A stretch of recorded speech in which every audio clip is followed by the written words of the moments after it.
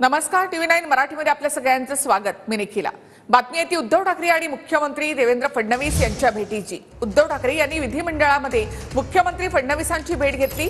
मुख्यमंत्री झाल्यानंतर फडणवीसांचं अभिनंदन करण्यासाठी ठाकरेंनी ही भेट घेतली।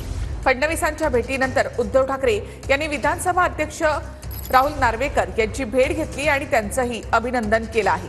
त्यावेळेला मंत्री शंभूराज देसाई सुद्धा नार्वेकरांच्या केबिनमध्ये होते।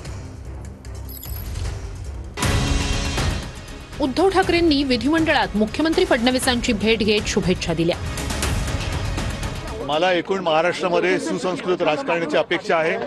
आम्ही निवडणूक जिंकू शकलो नाही, ते निवडणूक जिंकले, त्यांचं सरकार स्थापन झालंय। साहजिकच आहे, या सरकारकडनं महाराष्ट्राच्या हिताची अपेक्षा आहे।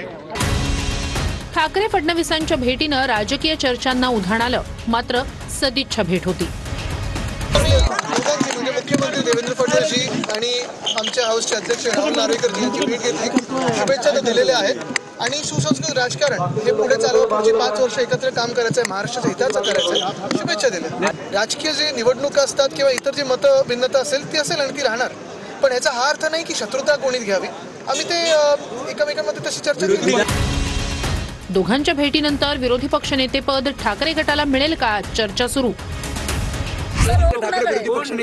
बघा, मी तुम्हाला एवढंच सांगतो की आज आम्ही विरोधी पक्ष म्हणून काम करत आहोत आणि आमची भूमिका हीच असेल की नुसतं विरोधाला विरोध नाही, तर महाराष्ट्राच्या हिताचं जे काय आहे त्या चांगल्या सूचना करून चांगलं जर राज्यात होत असेल तर ते केलं पाहिजे।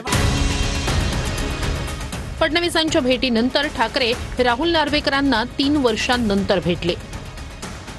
उद्धव ठाकरे अध्यक्षांच्या भेटीला मला विधानसभेच्या कामकाजाबाबतीत चर्चा करायची होती, बिलं घेण्याच्या संदर्भात, म्हणून मी मान्य अध्यक्षांकडे गेलो होतो। नेमकं तिथं उभाटाचे प्रमुख उद्धव ठाकरे हे शिवसेना उद्धव बाळासाहेब ठाकरे गटाचे विधिमंडळ गटनेते आहेत आणि त्याच अनुषंगाने ते अध्यक्षांच्या भेटीसाठी आलेले ही सदिच्छा भेट होती। आपल्याकडे पाहुणे आल्यावर आपण त्यांचा पाहुणचार नेहमीच करतो, त्यामुळे त्यात काय वावगं किंवा नवल काहीच नाहीये। काही विरोधी पक्ष नेते पदासाठी काही चर्चा वगैरे काही अद्याप माझ्याकडे कुठचाही प्रस्ताव प्राप्त झालेला नाहीये। प्रस्ताव जर का आला तर त्याच्यावरती नियमानुसार, प्रथा परंपरेनुसार निश्चित कारवाई केली जाईल।